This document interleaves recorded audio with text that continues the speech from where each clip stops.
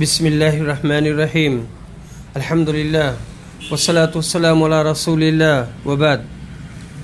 ناظرین السلام علیکم ورحمۃ اللہ وبرکاتہ۔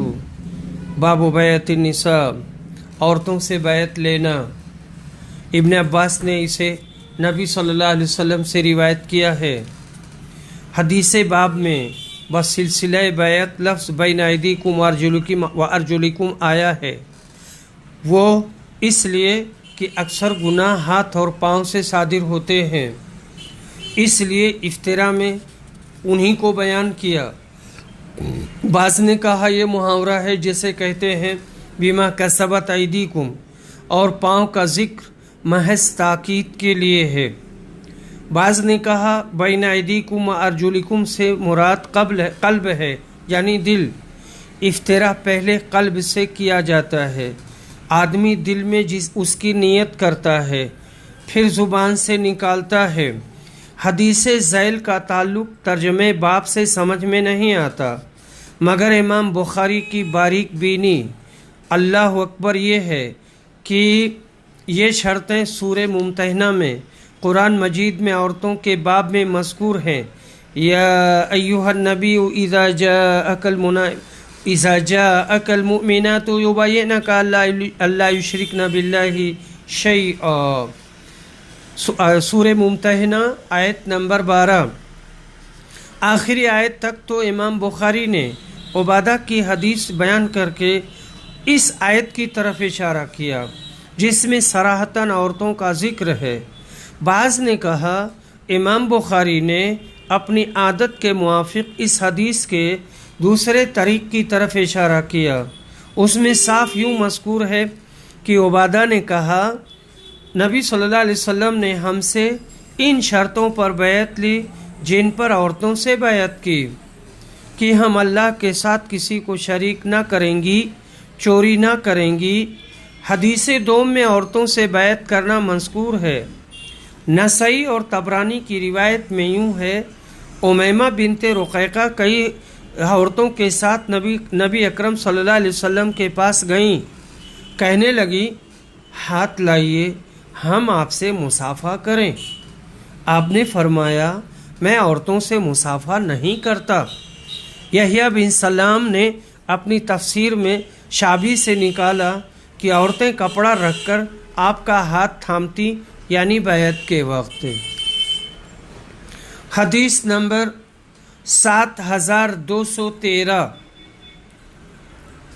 عبادہ بن صامت روایت کرتے ہیں، کہتے ہیں کہ ہم مجلس میں موجود تھے کہ رسول صلی اللہ علیہ وسلم نے فرمایا مجھ سے بیعت کرو کہ اللہ کے ساتھ کسی کو شریک نہیں ٹھہراؤ گے، چوری نہیں کرو گے، زنا نہیں کرو گے، اپنی اولاد کو قتل نہیں کرو گے، اور اپنی طرف سے گھڑ کر کسی پر بہتان نہیں لگاؤ گے، اور نیک کام میں نافرمانی نہیں کرو گے۔ پس جو کوئی تم میں سے اس وعدے کو پورا کرے اس کا ثواب اللہ کے ہاں اسے ملے گا، اور جو کوئی ان کاموں میں سے کسی برے کام کو کرے گا اس کی سزا اسے دنیا میں ہی مل جائے گی، تو یہ اس کے لیے کفارہ ہو جائے گا۔ اور جو کوئی ان میں سے کسی برائی کا کام کرے گا اور اللہ پاک اسے چھپا لے گا تو اس کا معاملہ اللہ کے حوالے ہے، چاہے تو اس کی سزا دے اور چاہے تو اسے معاف کر دے۔ چنانچہ ہم نے اس پر نبی صلی اللہ علیہ وسلم سے بیعت کی۔ حدیث نمبر 7214۔ عائشہ رضی اللہ عنہا روایت کرتی ہیں، کہتی ہیں کہ نبی صلی اللہ علیہ وسلم عورتوں سے زبانی اس آیت کے احکام کی بیعت لیتے، لا تشرکوا باللہ شیئا، وہ اللہ کے ساتھ کسی کو شریک نہیں ٹھہرائیں گی، آخری آیت تک۔ بیان کیا کہ رسول صلی اللہ علیہ وسلم کے ہاتھ نے کبھی کسی عورت کا ہاتھ نہیں چھوا سوائے اس عورت کے جو آپ کی لونڈی ہو یا آپ کی بیوی ہو، ان سب سے غیر عورتیں مراد ہیں۔ بیعت میں بھی آپ نے ان کا ہاتھ نہیں چھوا۔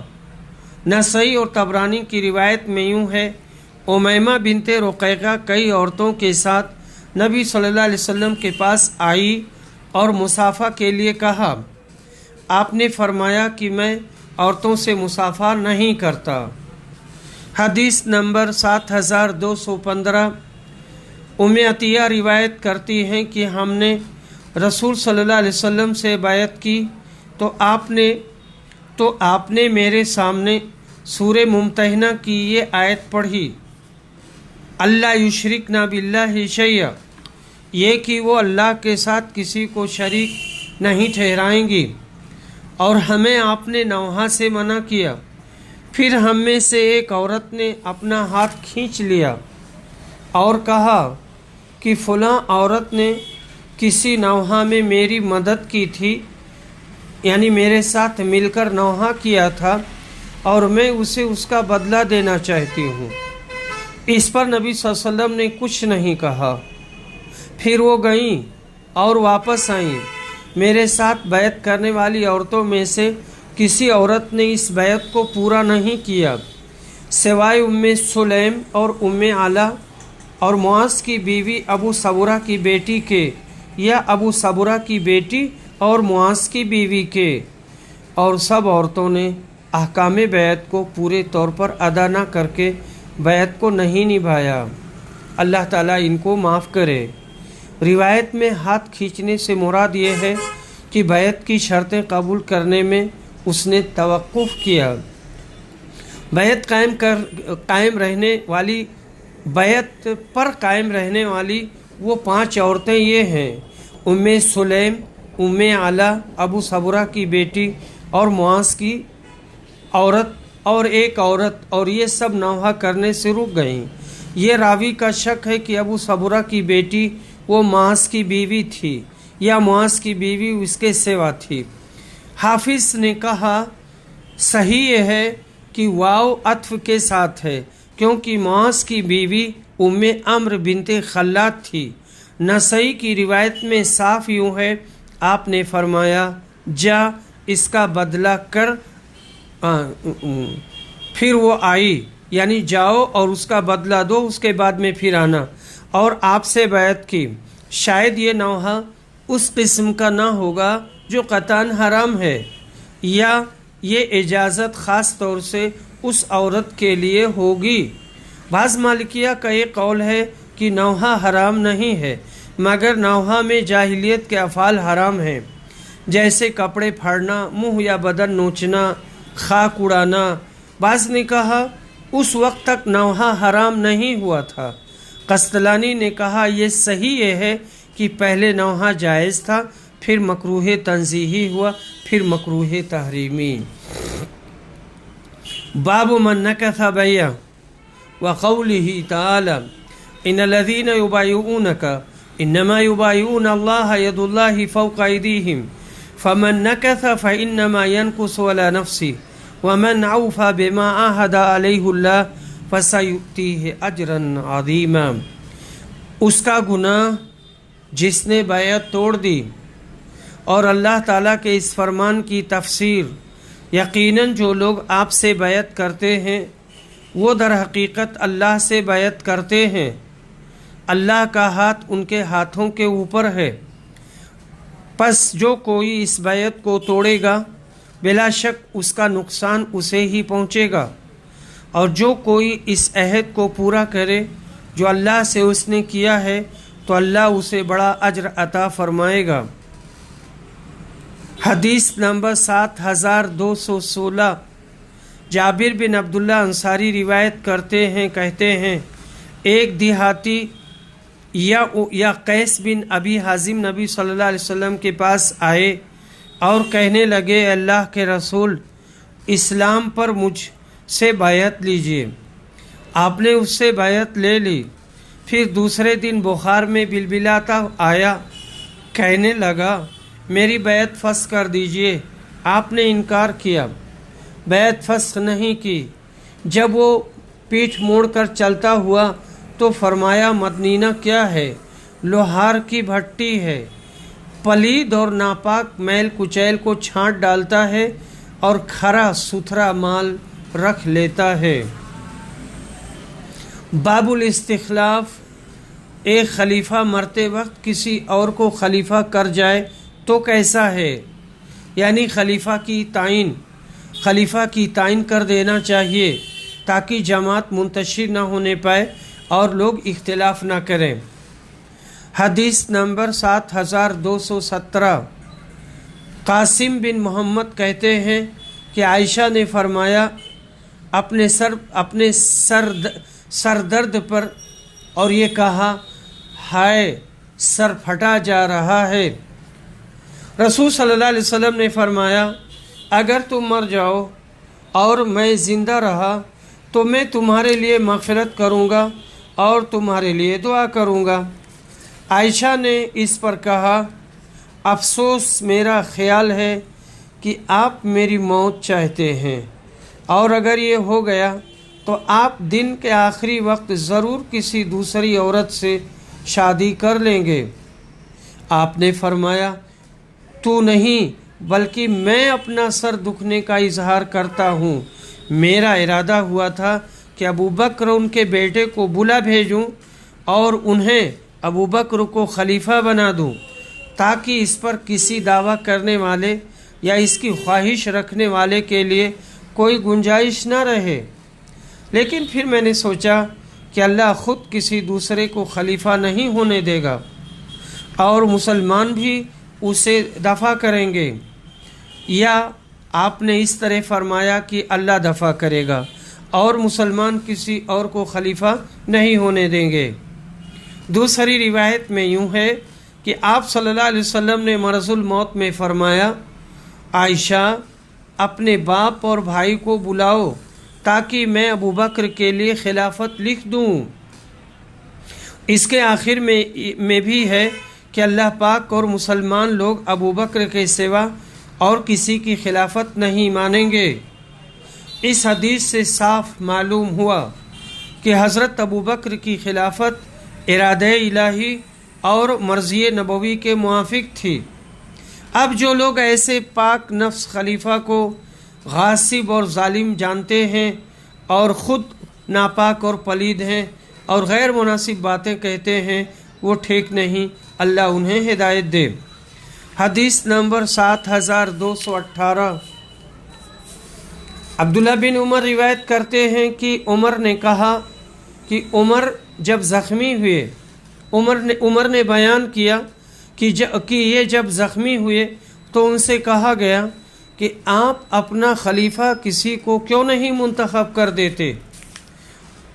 عمر نے کہا کہ اگر کسی کو خلیفہ منتخب کرتا ہوں تو اس کی بھی مثال ہے کہ اس شخص نے اپنا خلیفہ منتخب کیا تھا جو مجھ سے بہتر تھے، یعنی ابوبکر، اور اگر میں اسے مسلمانوں کی رائے پر چھوڑتا ہوں تو اس کی بھی مثال موجود ہے کہ اس بزرگ خلیفہ کا انتخاب مسلمانوں کے لیے چھوڑ دیا تھا جو مجھ سے بہتر تھے، یعنی رسول صلی اللہ علیہ وسلم۔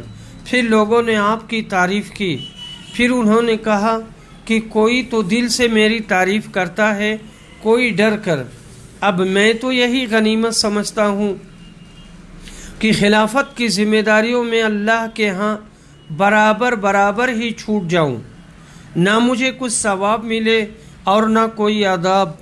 میں نے خلافت کا بوجھ اپنی زندگی بھر اٹھایا، اب مرنے پر میں اس بار کو نہیں اٹھاؤں گا اور اسے نہیں اٹھا سکتا۔ سبحان اللہ۔ حضرت عمر کی احتیاط، انہوں نے جب دیکھا کہ نبی کریم صلی اللہ علیہ وسلم نے تو کسی کو خلیفہ نہیں کیا، مسلمانوں کی رائے پر چھوڑا اور ابوبکر صدیق خلیفہ کر گئے، تو وہ ایسے راستے چلے جس میں دونوں کی پیروی ہوتی ہے، یعنی کچھ مشورہ پر چھوڑا، کچھ مقرر کیا۔ انہوں نے 6 آدمیوں کو جو اس وقت افضل اور اعلیٰ تھے معین کر دیا، پھر ان 6 میں سے کسی ایک کی تعین مسلمانوں کی رائے پر چھوڑ دی، گویا دونوں سنتوں پر عمل کیا۔ دوسرے تقوی شعاری دیکھیے کہ عشرہ مبشرہ میں سے سعید بن زید بھی زندہ تھے مگر ان کا نام تک نہ لیا، اس خیال سے کہ وہ حضرت عمر سے کچھ رشتہ رکھتے تھے۔ ہائے، حضرت عمر کی तरह मुसलमानों में कौन बेनफ्स और आदिल और मुनसिफ पैदा हुआ है। उनका एक एक काम ऐसा है जो उनकी फजीलत पहुँचाने के लिए काफ़ी है, और अफसोस है इन अक्ल के अंधों पर जो ऐसे फ़र्द फरीद को जिसका नज़ीर इस्लाम में नहीं हुआ बुरा जानते हैं और उसको गालियाँ देते हैं या उल्टा सीधा कहते हैं। हदीस नंबर 7219। अनस बिन मालिक रिवायत करते हैं कि इन्होंने उमर का दूसरा खुतबा सुना जब आप मिंबर पर बैठे हुए थे।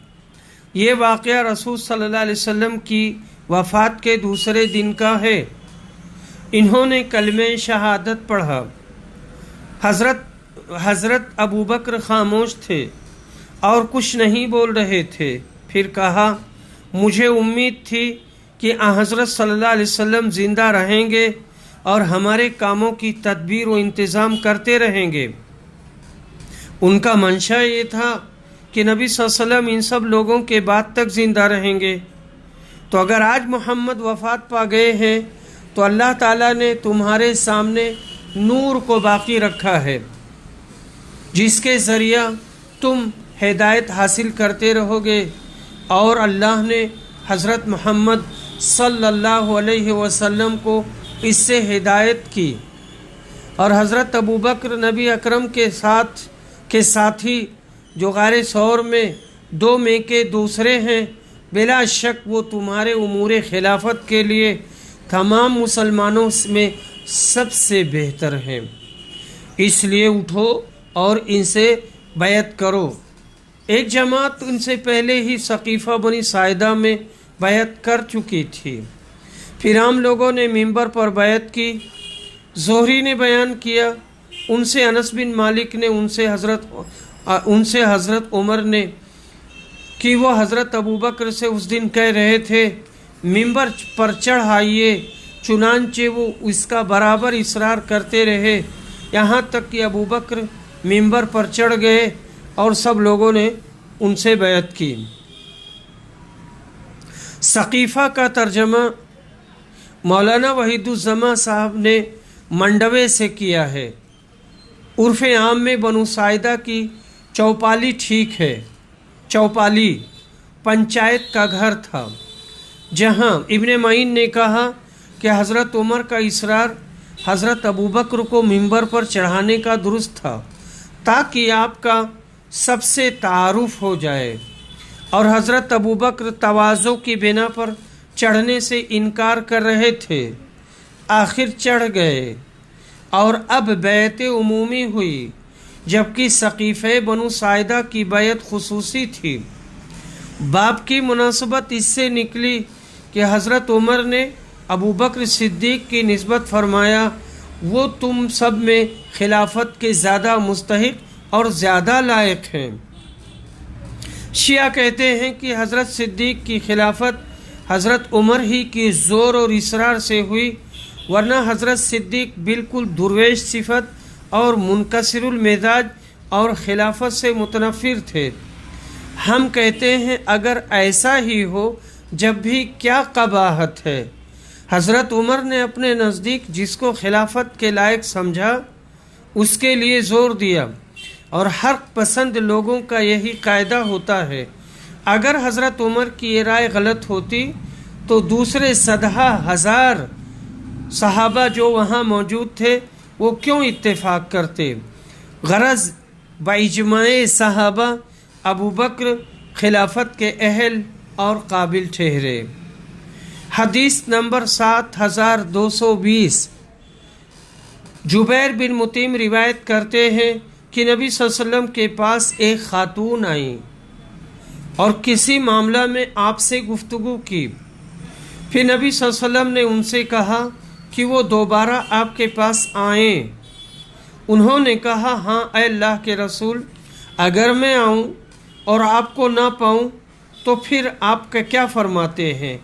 जैसे उनका इशारा वफ़ात की तरफ हो। आपने कहा, अगर मुझे ना पाओ तो अबू बकर के पास आना। ये हदीस साफ दलील है इस बात की کہ نبی صلی اللہ علیہ وسلم کو معلوم تھا کہ آپ کے بعد حضرت ابو بکر خلیفہ ہوں گے۔ دوسری روایت میں جسے طبرانی اور اسماعیلی نے نکالا ہے کہ نبی صلی اللہ علیہ وسلم سے ایک گنوار نے بیعت کی، پوچھا اگر آپ کی وفات ہو جائے تو کس کے پاس آؤں؟ آپ نے فرمایا کہ ابو بکر کے پاس آنا۔ پوچھا اگر وہ بھی گزر جائیں؟ فرمایا کہ پھر عمر کے پاس۔ ترتیب خلافت کا یہ کھلا ہوا ثبوت ہے۔ حدیث نمبر 7221، ابو بکر نے قبائل بزاخہ کے وفد سے جو نبی صلی اللہ علیہ وسلم کی وفات کے بعد مرتد ہو گیا تھا اور اب معافی کے لیے آیا تھا، کہا کہ اونٹوں کی دموں کے پیچھے پیچھے جنگلوں میں گھومتے رہو یہاں تک کہ اللہ تعالیٰ اپنے نبی صلی اللہ علیہ وسلم کے خلیفہ اور مہاجرین کو کوئی امر بتلا دے جس کی وجہ سے وہ تمہارا قصور معاف کر دیں۔ یہ بزاخہ والے بہت سے لوگ تھے، طے اور اسد غطفان قبیلوں کے۔ انہوں نے کیا کیا کہ نبی صلی اللہ علیہ وسلم کی وفات کے بعد اسلام سے پھر گئے اور طلحہ بن خویلد اسدی پر ایمان لے آئے، جس نے نبی صلی اللہ علیہ وسلم کے بعد پیغمبری کا جھوٹا دعویٰ کیا تھا۔ خالد بن ولید جب مسلمہ کے قتل و قمع سے فارغ ہوئے تو ان لوگوں کی طرف متوجہ ہوئے، آخر ان پر غالب آئے۔ انہوں نے عاجز ہو کر توبہ کی اور اپنی طرف سے چند لوگوں کو معافی قصور کے لیے ابو بکر کے پاس بھیجوایا، اور ابو بکر نے فرمایا تو جنگ اختیار کرو، فرمایا یا تو جنگ اختیار کرو، مال اسباب گھر بار اہل و عیال سے ہاتھ دھو، یا ذلت کی صلح اختیار کرو۔ انہوں نے پوچھا ذلت کی صلح کیا ہے؟ حضرت ابو بکر نے کہا ہتھیار و سامان جنگ ہم سب تم سے لے لیں گے، اور جو لوٹ کا مال ہاتھ آیا ہے وہ مسلمانوں پر تقسیم کیا جائے گا، اور جو لوگ ہم میں سے مارے گئے ان کی دیت دو، تم میں سے جو لوگ مارے گئے ان کو داخل جہنم سمجھو، اور تم غریب رعیت کی طرح جنگل میں اونٹ چراتے رہو یہاں تک کہ اللہ تعالیٰ اپنے پیغمبر کے خلیفہ اور مہاجرین کو وہ بات بتلائے جس سے وہ تمہارا قصور معاف کر دیں۔ باب حدیث نمبر 7222، 7223، جابر بن سمرہ روایت کرتے ہیں کہ میں نے نبی صلی اللہ علیہ وسلم سے سنا، آپ نے فرمایا میری امت میں 12 امیر ہوں گے۔ پھر آپ نے کوئی ایسی ایک بات کہی جو میں نے نہیں سنی۔ بعد میں میرے والد نے بتایا کہ آپ نے یہ فرمایا وہ سب کے سب قریش خاندان سے ہوں گے۔ دوسری روایت میں ہے یہ دین برابر عزت سے رہے گا 12 خلیفوں کے زمانہ تک۔ ابو داؤد کی روایت میں یوں ہے کہ دین برابر قائم رہے گا یہاں تک کہ تم پر 12 خلیفے ہوں گے، اور سب پر امت اتفاق کرے گی۔ یہ 12 خلیفے نبی کریم صلی اللہ علیہ وسلم کی امت میں گزر چکے ہیں۔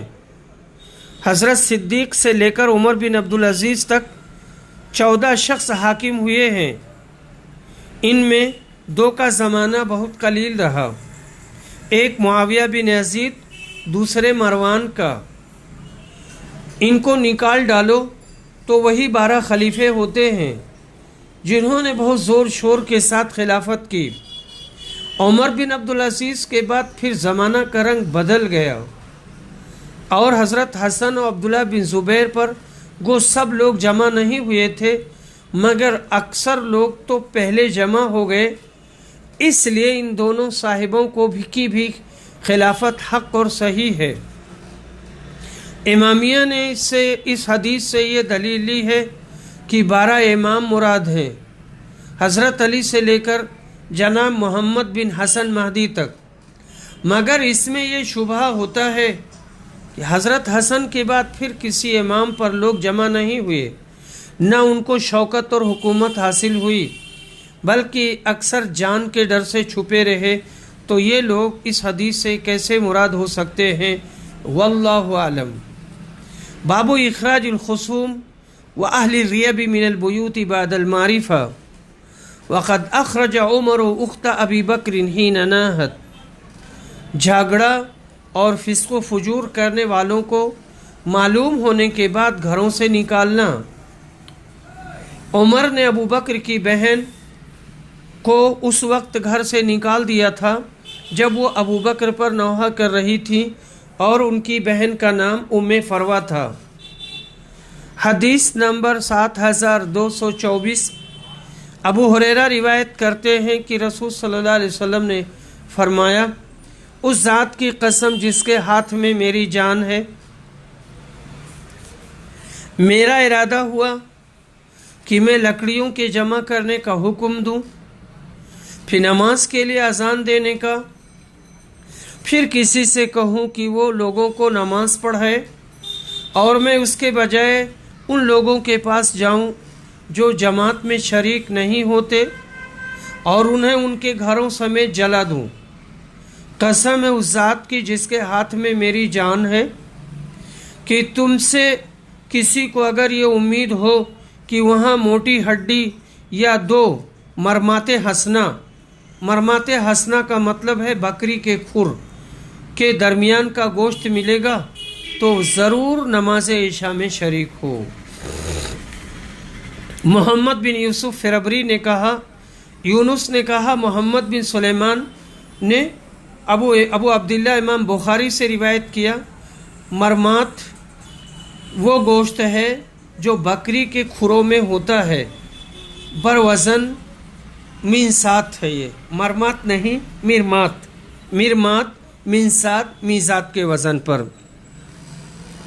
बाबुन हल लिल इमामी अयमना अल मुजरिमीना व अहलल मासियत मिनल कलामी माआ व ज़ियारा व नहवीही।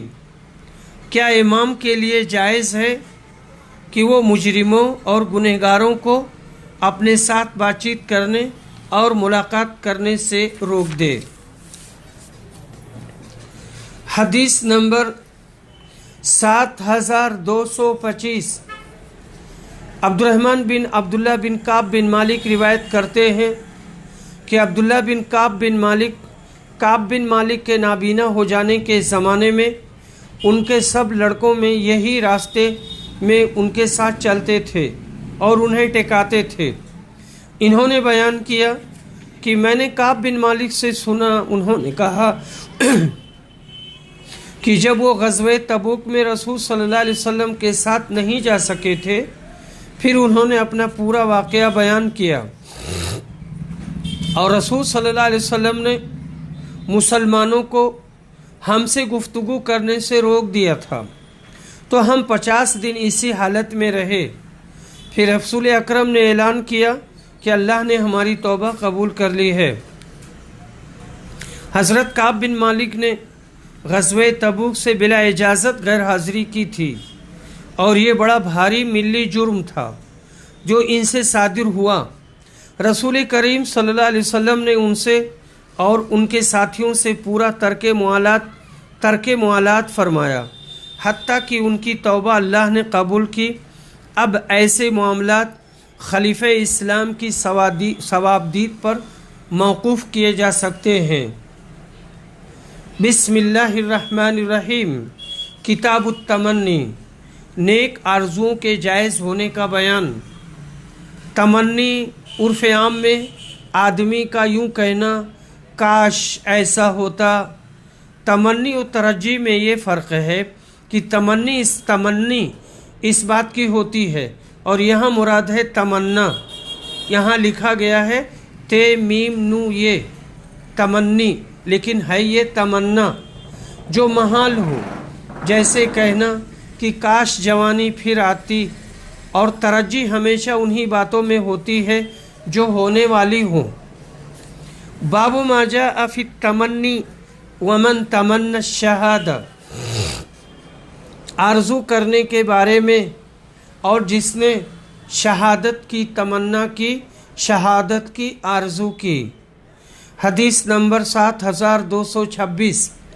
ابو ہریرہ روایت کرتے ہیں، کہتے ہیں کہ رسول صلی اللہ علیہ وسلم نے فرمایا، اس ذات کی قسم جس کے ہاتھ میں میری جان ہے، اگر ان لوگوں کا خیال نہ ہوتا جو میرے ساتھ غزوہ میں شریک نہ ہو سکنے کو برا جانتے ہیں، مگر اسباب کی کمی کی وجہ سے وہ شریک نہیں ہو سکتے، اور کوئی ایسی چیز میرے پاس نہیں ہے جس پر انہیں سوار کروں، تو میں کبھی غزوات میں شریک ہونے سے پیچھے نہ رہتا۔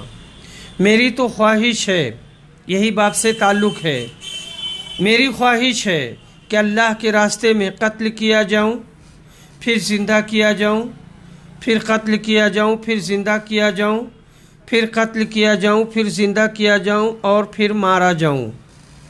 ایسی پاکیزہ تمنائیں کرنا بلا شبہ جائز ہے، جیسا کہ خود نبی اکرم صلی اللہ علیہ وسلم سے یہ منقول ہوا۔ حدیث نمبر 7227۔ ابو ہریرہ روایت کرتے ہیں کہ رسول صلی اللہ علیہ وسلم نے فرمایا، اس ذات کی قسم جس کے ہاتھ میں میری جان ہے، میری آرزو ہے کہ میں اللہ کے راستے میں جنگ کروں اور قتل کیا جاؤں، پھر زندہ کیا جاؤں، پھر قتل کیا جاؤں، پھر زندہ کیا جاؤں، پھر قتل کیا جاؤں۔ ابو ہریرہ ان الفاظ کو 3 مرتبہ دہراتے تھے کہ میں اللہ کو گواہ کر کے کہتا ہوں کہ نبی صلی اللہ علیہ وسلم نے اسی طرح فرمایا۔ آخر میں ختم شہادت پر کیا، کیونکہ مقصود وہی تھی جو آپ کو بتلا دیا گیا تھا کہ اللہ آپ کی جان کی حفاظت کرے گا، جیسا کہ فرمایا واللہ یعصمک من الناس، سورہ مائدہ آیت نمبر 67۔ لیکن یہ آرزو محض فضیلت جہاد کے ظاہر کرنے کے لیے آپ نے فرمائی۔ باب و تمن الخیر، نیک کام جیسے خیرات کی آرزو کرنا، نیک کاموں کی تمنا کرنا۔ اور رسول اکرم صلی اللہ علیہ وسلم کا فرمانا، لو کان لی احد ذہبا، اگر میرے پاس احد پہاڑ کے برابر سونا ہوتا تو میں اسے بھی خیرات کر دیتا۔ حدیث نمبر 7228۔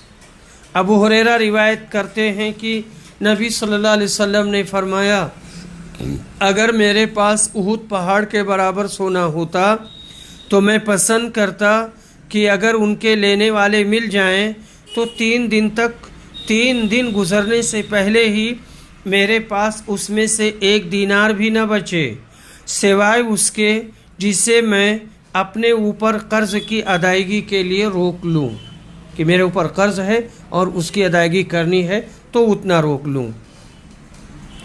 بس اصل درویشی یہی ہے جو نبی کریم صلی اللہ علیہ وسلم نے بیان فرما دی کہ کل کے لیے کچھ نہ رکھ چھوڑے، جو روپیہ یا مال متاع آئے غربا اور مستحقین کو فوراً تقسیم کر دے۔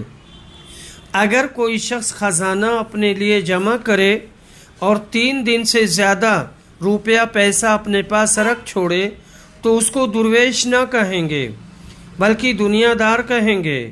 ایک بزرگ کے پاس روپیہ آیا، انہوں نے پہلے 40واں حصہ اس میں سے زکوٰۃ کا نکالا، پھر باقی 39 حصے بھی تقسیم کر دیے اور کہنے لگے میں نے زکوٰۃ کا ثواب حاصل کرنے کے لیے پہلے 40واں حصہ نکالا، اگر سب ایک بارگی خیرات کر دیتا تو اس فرض کے ثواب سے محروم رہتا۔ حیدرآباد میں بہت سے مشائخ اور درویش ایسے نظر آتے ہیں کہ دنیا دار ان سے بمراتب بہتر ہے۔ افسوس ان کو اپنے تئیں درویش کہتے ہوئے شرم نہیں آتی، وہ تو ساہوکاروں کی طرح مال و دولت اکٹھا کرتے ہیں، ان کو مہاجن یا ساہوکار کا لقب دینا چاہیے، نہ کہ شاہ اور فقیر کا، الا ماشاء اللہ۔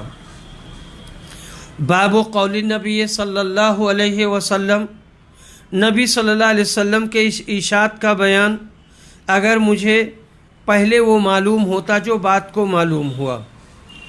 हदीस नंबर 6229, आयशा रदियल्लाहु अन्हा रिवायत करती हैं कि रसूल सल्लल्लाहु अलैहि वसल्लम ने हज्जतुल वदा के मौके पर फरमाया, अगर मुझे अपना हाल पहले से मालूम होता जो बात को मालूम हुआ तो मैं अपने साथ कुर्बानी का जानवर न लाता और उम्रा करके दूसरे लोगों की तरह मैं भी एहराम खोल देता। हदीस नंबर 7230, जाबिर बिन अब्दुल्ला रिवायत करते हैं कि हम रसूल सल्लल्लाहु अलैहि वसल्लम के हज्जतुल वदा के मौका पर साथ थे। फिर हमने हज के लिए तलबिया कहा और 4 ज़िलहिज को मक्का पहुँचे।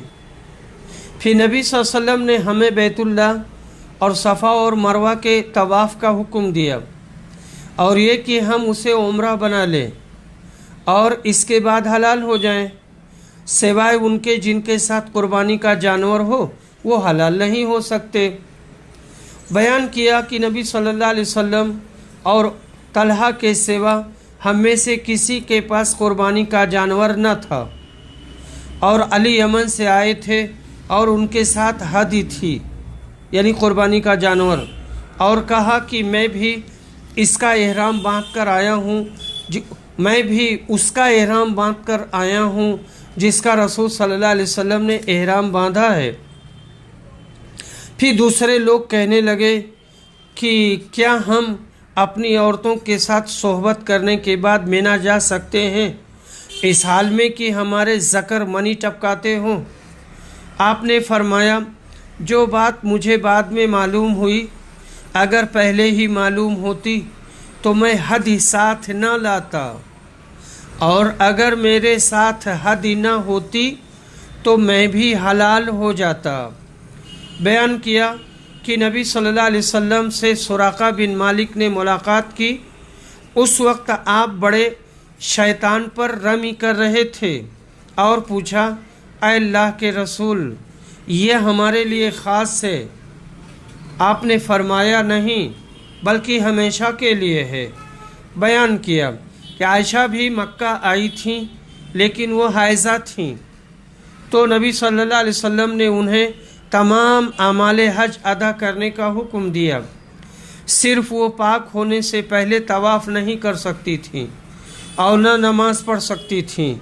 जब सब लोग बतहा में उतरे तो आयशा ने कहा, अल्लाह के रसूल, क्या आप सब लोग हज और उम्रा दोनों करके लौटेंगे और मेरा सिर्फ हज होगा? बयान किया कि फिर नबी सल्लल्लाहु अलैहि वसल्लम ने अब्दुर्रहमान बिन अबी बकर सिद्दीक़ को हुक्म दिया कि आयशा को साथ लेकर मकाम तनईम जाएं। चुनांचे उन्होंने भी अय्याम हज के बाद ज़िलहिज में उम्रा किया। बाबु कौलिही सल्लल्लाहु अलैहि वसल्लम, लैता कज़ा व कज़ा, नबी अकरम सल्लल्लाहु अलैहि वसल्लम का यूँ कहना, काश ऐसा और ऐसा होता। हदीस नंबर 7231, आयशा रदियल्लाहु अन्हा रिवायत करती हैं, कहती हैं कि एक रात नबी सल्लल्लाहु अलैहि वसल्लम को नींद नहीं आई। फिर आपने फरमाया, काश मेरे सहाबा में से कोई नेक मर्द मेरे लिए आज रात पहरा देता। इतने में हमने हथियारों की आवाज़ सुनी। आपने पूछा, कौन साहब हैं? बताया कि साद बिन अबी वक्कास हूँ, अल्लाह के रसूल। उन्होंने कहा, मैं आपके लिए पहरा देने आया हूँ। फिर नबी सल्लल्लाहु अलैहि वसल्लम सोए, यहाँ तक कि हमने आपके खर्राटे की आवाज़ सुनी। और हज़रत आयशा ने कहा कि बेलाल जब नए नए मदीना आए तो बहालत बुखार हैरानी में शेर पढ़ते थे, काश मैं जानता कि मैं एक रात इस वादी में गुजार सकूँगा, इस वादी में यानी वादी मक्का में, और मेरे चारों तरफ इस्खिर और जलील घास होगी। फिर मैंने नबी सल्लल्लाहु अलैहि वसल्लम को उसकी खबर दी। बाब तमन्निल कुरान वल इल्म, قرآن مجید اور علم کی آرزو کرنا اور اس کے حصول کی تمنا کرنا۔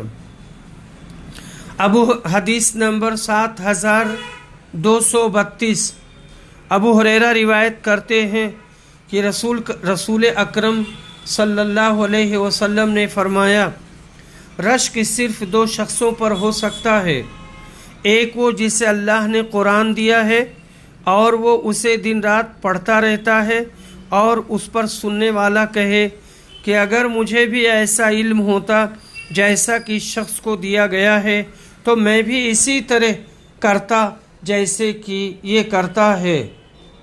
اور دوسرا وہ شخص جسے اللہ نے مال دیا اور وہ اسے اللہ کے راستے میں خرچ کرتا ہے تو دیکھنے والا کہے کہ اگر مجھے بھی اتنا دیا جاتا جیسے اسے دیا گیا ہے تو میں بھی اسی طرح کرتا جیسا کہ یہ کر رہا ہے۔ وآخر دعوانا الحمدللہ رب العالمین۔